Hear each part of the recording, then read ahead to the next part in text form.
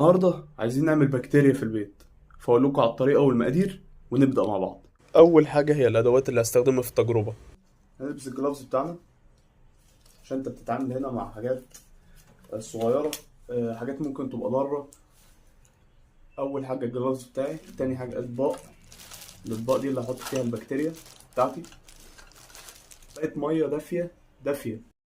وهنا الاداه اللي هستخدمها وانا بقلب المحتويات بتاعه الخليط اللي هعمله، وده بديل الاجار، ده اسمه جيلاتين باودر، ده اللي بقى الوسط اللي هو بيرموا عليه البكتيريا، الوسط اللي هو البكتيريا مفضلاه عشان تطلع يعني. وده مكعب مرق الدجاج، ده زيادة للكربوهيدرات اللي عندي عشان البكتيريا تنمو بسرعة.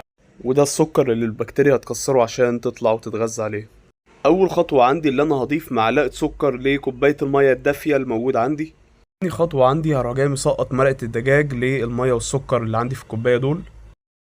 تالت خطوة هجيب معلقة من الجيلاتين باودر واحطهم برضو في الخليط اللي عندي لغاية ما يدوب خالص، لغاية ما يدوب.